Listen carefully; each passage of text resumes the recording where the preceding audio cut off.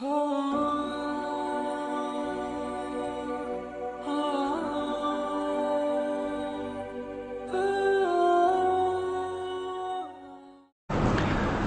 روزانہ جو ہے فجر کے بعد ایک کسی کبیرہ گناہ کے بارے میں کچھ وضاحت ہوا کرے گی۔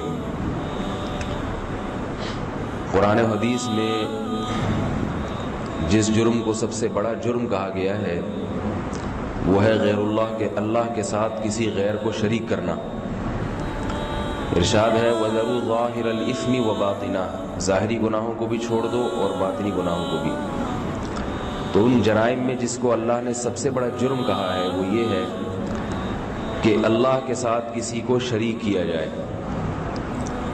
شریک کرنے کا مطلب کیا ہے کہ اللہ تعالی حاجت روا ہیں، مشکل کشا ہیں، اسباب سے ہٹ کے کام کرنے کی طاقت اور قوت صرف اللہ کے پاس ہے۔ انسان جب بھی کوئی کام کرے گا، پیغمبر جب بھی کوئی کام کریں گے، فرشتہ جب بھی کوئی کام کرے گا تو وہ کسی سبب کا محتاج ہوگا۔ ہم پیاس بجھانے کے لیے پانی کے محتاج ہیں، کسی چیز کو جلانے کے لیے آگ کے محتاج ہیں، روشنی کے لیے بجلی کے یا اور کوئی چیز کی کسی اور چیز کے محتاج ہیں، بیماری سے شفا کے لیے دوا کے محتاج ہیں، اولاد کے لیے نکاح اور شادی کے محتاج ہیں۔ تو ہر کام میں ہمیں کسی احتیاج کی ضرورت ہے۔ تو واحد ذات اللہ کی ذات ہے جو کچھ کرنے میں کسی بھی چیز کی محتاج نہیں ہے، وہ ناممکن کو ممکن بنا دیتا ہے۔ اللہ تعالیٰ نے حضرت عیسیٰ کو پیدا کیا بغیر باپ کے، بغیر نکاح کے، ماں کا نکاح نہیں تھا، پیدا کر دیا۔ اللہ تعالیٰ نے ابراہیم علیہ السلام کو آگ میں ڈالا، ان کی قوم نے ڈالا، مگر اللہ نے آگ کے ہونے کے باوجود ان کو بچا لیا۔ تو یہ تمام کاموں کے بارے میں ہمارا عقیدہ ہے کہ یہ تمام کی تمام طاقتیں صرف اور صرف کس کے ہاتھ میں ہیں؟ اللہ کے۔ اس کے نتیجے میں قرآن نے کہا ہے کہ دعا جو مانگو گے، پکارو گے حاجات میں، تو وہ صرف اللہ کو پکارو گے۔ اللہ کے ساتھ کسی کو شریک کر لیا، وَمَن يَدْعُ مَعَ اللَّهِ إِلَٰهًا آخَرَ، اللہ کو چھوڑ کے نہیں، اللہ سے بھی مانگتے ہو، ساتھ میں کسی اور سے بھی۔ پھر اللہ فرماتے ہیں فَإِنَّمَا حِسَابُهُ عِندَ رَبِّي، اللہ کے ہاں حساب دینا پڑے گا اس کا۔ تو آج کے دور کے جو مشرکین ہیں وہ یہ کہتے ہیں کہ اللہ نے اپنے محبوب بندوں کو کچھ اختیارات دے رکھے ہیں خوش ہو کے، کسی کو بگڑی بنانے کا اختیار دے دیا ہے، کسی کو اولاد کا اختیار دے دیا ہے۔ تو جب اللہ نے خود ہی اختیار دے دیا تو ان بزرگوں سے یا ان نبیوں سے مانگنا بھی جائز ہو گیا۔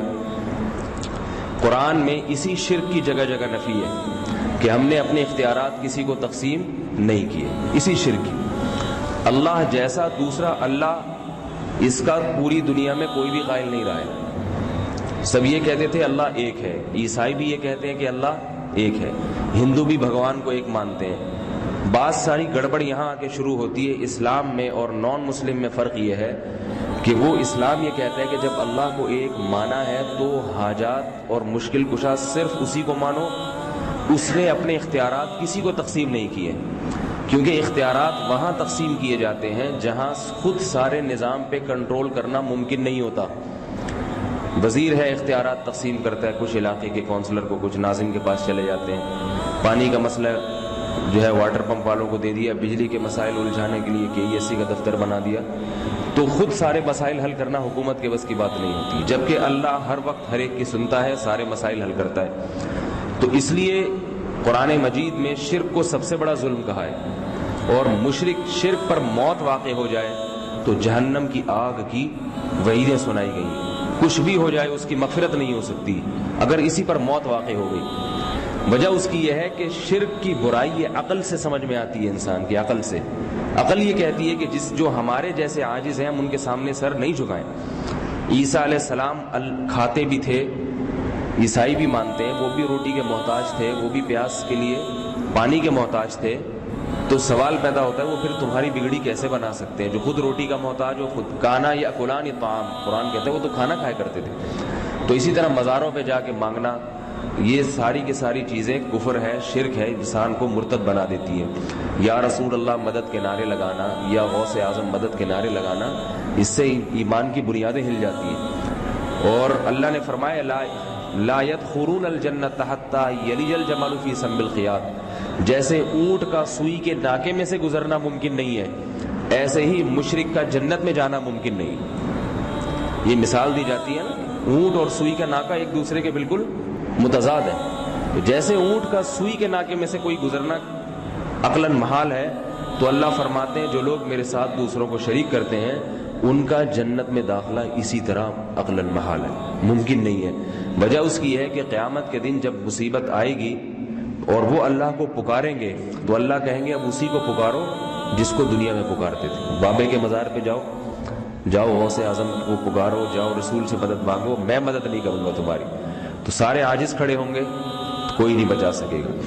اس لیے یہ اپنا عقیدہ مضبوط رکھیں، پختہ رکھیں کہ توحید کے معاملے میں کوئی لچک نہیں۔ البتہ بعض توحید پرستوں کو بھی کافر مشرک کہہ دیتے ہیں کچھ غلط فہمیوں کی وجہ سے۔ وہ یہ ہوتا ہے کہ اللہ تعالیٰ بعض مرتبہ اپنے بندوں سے کچھ کام لے لیتے ہیں جس میں بندے کا اختیار نہیں ہوتا، کام چونکہ بندے سے لیا ہوتا ہے اس لیے بعض دفعہ اس کام کی نسبت بندے کی طرف کر دی جاتی ہے مجازن۔ جیسے ہمارے بہت سے علماء جو اکابر جو قریب میں گزرے ہیں ان کی کچھ کرامات ہیں، جن میں علماء دیوبند کی بہت ساری کرامات ہیں، تو وہ کرامات کتابوں سے نقل کر کر کے بتاتے ہیں دیکھو فلاں بزرگ نے تو کشتی پار لگا دی تھی، فلاں بزرگ نے تو یہ کر دیا تھا، تو یہ بھی کافر ہو گئے، یہ بھی مرتد ہو گئے، دیوبندی بھی ایسے ہو گئے، اس طرح کے میسج چلتے رہتے ہیں۔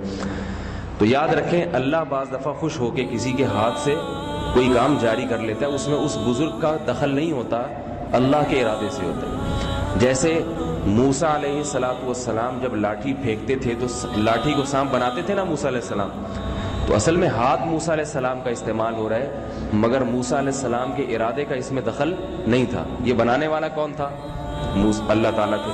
اب اگر ہم یوں کہتے ہیں کہ حضرت موسیٰ لاٹھی کو سانپ بناتے تھے تو یہ مجازن کہہ رہے ہیں، مجازن، یعنی اس لیے نسبت کر رہے ہیں کہ ہاتھ موسیٰ علیہ السلام۔ اکثر و بیشتر آپ نے علماء سے سنا ہوگا کہ ہم یہ کہتے ہیں، علماء یہ کہتے ہیں کہ اللہ کے نبی نے چاند کے 2 ٹکڑے کیے۔ صحابی نے ایک نبی کی شان میں قصیدہ پڑھا ہے اور اس میں الفاظ ہیں شق القمر باشارتہ سعد الشجر نطق الحجر شق القمر باشارتہ، کہ درخت چل پڑا اور پتھر جو ہے بول اٹھا نبی کو دیکھ کر، اور نبی نے چاند کے 2 ٹکڑے کر، شق القمر باشارتہ، چاند کے 2 ٹکڑے کر دیے اپنے اشارے سے۔ اب کیا کہیں گے، کیا چاند کے 2 ٹکڑے کرنا یہاں بیٹھ کے کسی کے بس کی بات نہیں ہے، لیکن صحابی کیا کہہ رہے ہیں، نبی نے چاند کے 2 ٹکڑے کر دیے۔ تو اصل میں صحابی کا یہ عقیدہ ہے کہ چونکہ ہاتھ نبی کا استعمال ہوا ہے اس لیے نبی کی طرف نسبت کر دیے، ورنہ حقیقت میں چاند کے 2 ٹکڑے کس نے کیے تھے؟ اللہ نے کیے تھے، ورنہ نبی کا ارادے کا اس میں دخل نہیں ہے۔ اگر ہر وقت نبی کو یہ اختیار ہوتا کہ یہاں سے بیٹھ کے چاند کے 2 ٹکڑے کریں تو آپ اس کائنات میں کیا کچھ تصرفات کر لیتے، کیونکہ جو یہاں سے بیٹھ کے چاند کے ٹکڑے کر سکتا ہے وہ تو پھر اپنے دشمن کے تو ٹکڑے کر سکتا ہے، اس کو تو دشمن سے پھر تلوار اٹھا کے لڑنے کی ضرورت ہے ہی نہیں، پیٹ پہ پتھر باندھنا اور حفاظت کے لیے مورچے بنانے کی ضرورت نہیں ہے۔ سارے کام نبی نے کیے ہیں، مورچے بنائے ہیں، غزوہ خندق میں تیاریاں کی ہیں لڑائی کے لیے، زخم پہنچے ان کا علاج کیا ہے، کہیں یہ نہیں کہا کہ میں سب کچھ کر سکتا ہوں۔ تو معجزہ جیسے اللہ کرتا ہے، ہاتھ پیغمبر کا استعمال ہوتا ہے، اسی طرح کرامت بھی اللہ کی طرف سے ہوتی ہے، ہاتھ ولی اللہ کا استعمال ہوتا ہے۔ اور یہ بھی قرآن حدیث سے ثابت ہے کرامت کا۔ پچھلی امتوں میں کئی واقعات ایسے ہیں، قرآن نے بھی بیان کیے، حدیث میں بھی ہیں، کہ وہ نبی نہیں تھے مگر اندھے کے چہرے پہ ہاتھ رکھتے تو بینائی لوٹ آتی، صحیح بخاری میں ہے۔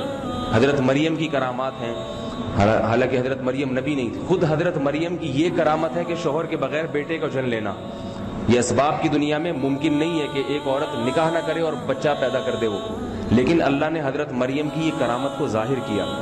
تو یہ بھی اللہ کی طرف سے کام ہوا ہے جس میں حضرت مریم کے ارادے کا دخل نہیں ہے۔ حضرت مریم بے موسم کے پھل کھایا کرتی تھی، اسباب کی دنیا میں دسمبر میں کوئی کھا سکتا ہے آم کی پیٹیاں کسی کے اگر دسمبر میں دیکھیں تو آپ کہیں گے کوئی اس کے پاس جادوئی چھڑی ہے کہ دسمبر کے مہینے میں پتہ نہیں کہاں سے آم لے کر آ رہا ہے، اور جو ہے وہ انگور جناب وہ جنوری میں کھا رہا ہے۔ تو ظاہر ہے وہ یہ حضرت مریم کھاتی تھی۔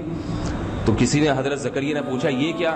فرمائی اللہ کی رحمت ہے میرے ساتھ۔ تو یہ ماوراء العقول واقعات یہ بزرگوں کے ہاتھ پہ جاری ہو جاتے ہیں۔ سلیمان علیہ السلام نے کہا کہ یہ کون ہے جو ملکہ سبا کا تخت اٹھا کے لائے گا؟ ایک جن نے کہا کہ میں اٹھا کے لے آؤں گا، حالانکہ کئی سینکڑوں کلومیٹر پر تھی۔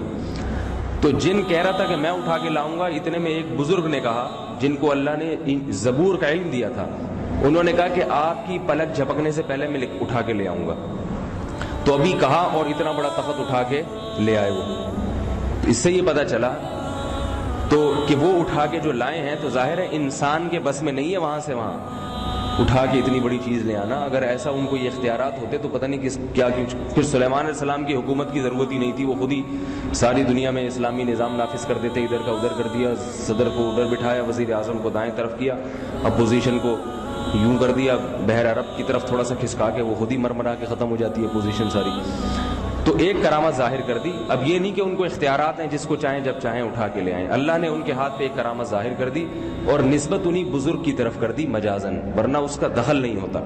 تو یہ اس لیے کر رہا ہوں کہ آج پرانے علماء جو بڑے توحید پرست تھے، جن کی ساری زندگیاں توحید کی دعوت میں گزری ہیں، بعض خناس قسم کے لوگ، خبیث قسم کے لوگ ان بزرگوں کی کرامات کو ظاہر کر کر کے ان پہ کفر کے فتوے لگا رہے ہیں، ایس ایم ایس پہ کہ دیوبندی کافر اور فلانے کافر، فضائل اعمال کے مصنف بھی کافر۔ ایسے میسج آئے ہیں کہ شیخ الحدیث مولانا زکریا رحمۃ اللہ علیہ جو تبلیغی جماعت میں فضائل اعمال کے مصنف ہیں، معاذ اللہ ان تک کو کافر مرتد لکھا ہے، ابھی بھی میرے پاس ایس ایم ایس پڑا ہوا ہے، حالانکہ وہ انتہائی توحید پرست تھے۔ کیوں؟ کچھ کرامات ایسی لکھ دی کہ ان کرامات کی وجہ سے ان کو مرتد بنا دی۔ تو یہ جاہل لوگ ہیں جن کو نہ توحید کی ڈیفینیشن معلوم ہے نہ شرک کی ڈیفینیشن معلوم ہے۔ تو غلو ہے دونوں طرف، بعض اللہ کے ساتھ شریک کرتے ہیں اور غیر اللہ کو پکارتے ہیں، وہ بھی کافر ہیں، اور بعض ایسے ہیں کہ ان کو کرامت، معجزے اور شرک میں فرق معلوم نہیں ہے، لہذا وہ ہر ایک کو کافر اور مرتد بناتے چلے جاتے ہیں۔ تو یہ بھی غلط ہے۔ رسول اللہ صلی اللہ علیہ وسلم نے فرمایا جس نے کسی مسلمان کو کافر کہا تو اگر وہ مسلمان کافر نہیں ہوا تو یہ کفر کا جملہ اسی کی طرف واپس لوٹ کے آ جائے گا۔ یہ معمولی ہلکا جملہ نہیں ہے، یہ ایسا فائر ہے کہ اگر آپ نے مارا دوسرے کو تو اگر وہ مستحق نہیں ہے تو یہ گولی اللہ واپس اسی کے سینے میں گھسیڑ دیں گے، اس کو پھر ایمان کی توفیق اس سے چھین لی جاتی۔ تو اس لیے بھائی یہ شرک جو ہے، جو اصل جو بات میں عرض کر رہا تھا، اس سے بچا کے رکھیں، یہ اللہ تعالیٰ کو بہت ہی ناپسند۔ کسی سے کوئی کرامت ہو گئی تو بس ہو گئی، اللہ نے اس کے ہاتھ پہ ظاہر کر دی اگر وہ بزرگ ہے۔ اب یہ نہیں کہ اس سے منتیں مانی جائیں، اس سے مرادیں مانی جائیں۔ نبی نے چاند کے 2 ٹکڑے بھی کر دیے، نبی کے سامنے درخت بھی بول اٹھا، مگر صحابہ ساری زندگی نبی کو نہیں پکارے حاجات۔ نبی نے بھی اللہ کو پکارا، صحابہ نے بھی، اور نبی نے صاف طور پہ کہہ دیا کہ اگر مجھے غیب کا علم ہوتا اور میں یہ سب چیزوں کا مالک ہوتا تو مجھے کبھی کوئی مصیبت نہیں پہنچتی، مجھے خود مصیبتیں پہنچ جاتی ہیں، لڑائی کے میدان میں شکست بھی ہو جاتی ہے، میرے ساتھی بھی شہید ہو جاتے ہیں، بیماری بھی آ جاتی ہے، مالی نقصان بھی، جانی بھی، یہ سب اس کی علامت ہے کہ میں بھی عاجز ہوں، محتاج ہوں، اور مجھے آئندہ آنے والے کل کا علم نہیں ہے۔ اللہ تعالیٰ اس شرک کے بدبودار گناہ سے ہم سب کو سچی توبہ کی توفیق عطا فرمائے۔ سبحانک اللہم و بحمدک۔